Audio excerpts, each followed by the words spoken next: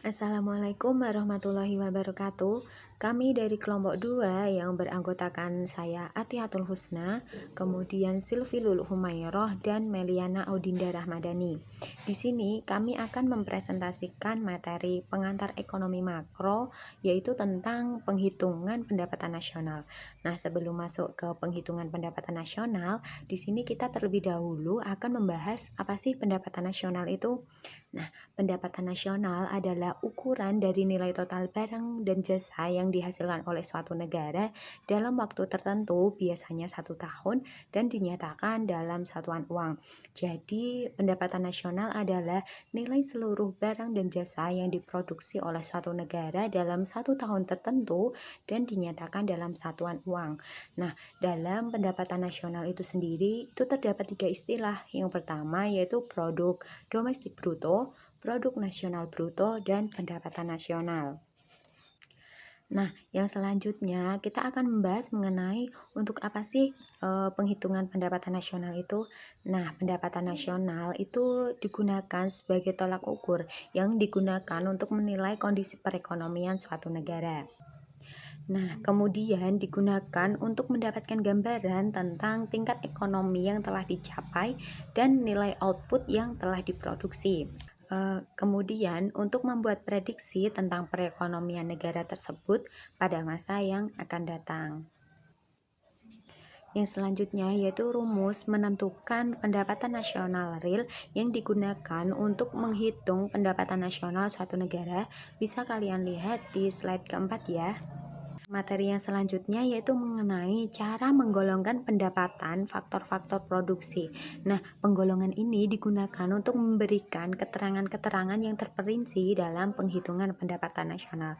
Nah, penggolongan ini ada pendapatan para pekerja, yaitu meliputi gaji dan upah, kemudian pendapatan dari usaha perseorangan, kemudian pendapatan dari sewa, bunga neto, dan keuntungan perusahaan.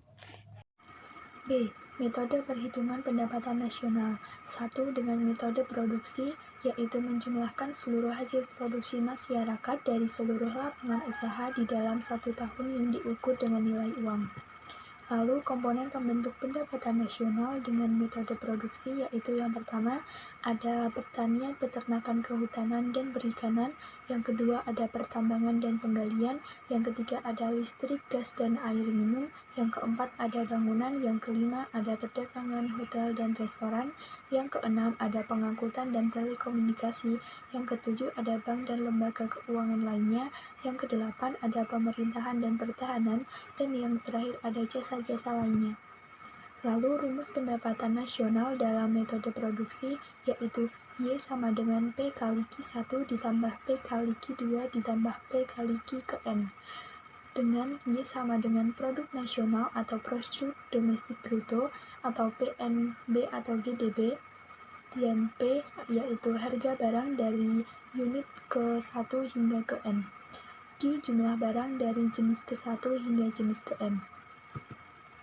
Yang kedua dengan metode pengeluaran, yaitu menjumlahkan seluruh pengeluaran yang dilakukan oleh rumah tangga ekonomi di dalam suatu negara selama periode tertentu, biasanya dilakukan dalam 1 tahun. Komponen pendapatan nasional dengan metode pengeluaran yang pertama ada konsumsi pengeluaran yang dilakukan rumah tangga konsumen. Yang kedua ada investasi, yaitu pengeluaran yang dilakukan rumah tangga produsen. Lalu ada pengeluaran pemerintah, yaitu pengeluaran yang dilakukan rumah tangga pemerintah. Selanjutnya ada rumus dalam metode pengeluaran, yaitu Y sama dengan C ditambah I ditambah G ditambah dalam kurung X min M. Dengan Y sama dengan pendapatan nasional, yang C pengeluaran konsumsi RTK, yang I pengeluaran investasi RTP, yang G pengeluaran pemerintahan dari RTG, yang X ekspor, M-nya impor. Selanjutnya yang ketiga ada metode pendapatan atau penerimaan. Dengan cara menjumlahkan seluruh penerimaan yang diterima para pemilik faktor produksi di dalam suatu negara selama periode tertentu, biasanya 1 tahun. Komponen pendapatan dalam metode penerimaan atau pendapatan yaitu yang pertama ada sewa yang diterima pemilik faktor produksi alam, yang kedua upah atau gaji yang diterima pemilik faktor produksi tenaga kerja, yang ketiga bunga modal yang diterima pemilik faktor produksi modal, yang keempat, laba yang diterima pemilik faktor produksi kewirausahaan. Selanjutnya, rumus yang digunakan dalam metode penerimaan atau pendapatan yaitu Y sama dengan R ditambah W ditambah I ditambah P. Dengan Y sama dengan pendapatan nasional, yang R sewa atau rent, W upah atau gaji atau wage, yang I bunga modal atau interest, yang P laba atau profit. C. Pendapatan pribadi dan pendapatan disposable. Pendapatan pribadi merupakan total modal yang diterima seseorang dari berbagai sumber dalam perjalanan hidup untuk jangka waktu tertentu dan belum dikurangi pajak yang dibebankan kepada subjek. Sedangkan pendapatan disposable merupakan pendapatan yang siap digunakan untuk pembelian dan untuk investasi. Setelah pendapatan yang diterima dikurangi pajak yang dibebankan. D. Cara menentukan tingkat pertumbuhan ekonomi. Indikator yang digunakan untuk mengukur pertumbuhan ekonomi adalah nilai produk domestik bruto atau PDB yang diukur dalam satuan rupiah. Namun dalam mengukur pertumbuhan ekonomi, satuan yang digunakan adalah persentase. Persentase pertumbuhan ekonomi yang positif menunjukkan perekonomian negara maju dan berkembang. Persentase pertumbuhan ekonomi yang negatif menunjukkan perekonomian negara mengalami penurunan. Cara menghitung pertumbuhan, rumusnya atau indikator PDB R kurung buka T min 1, T kurung tutup sama dengan PDBT min PDBT min 1 per PDBT min 1 dikali 100%.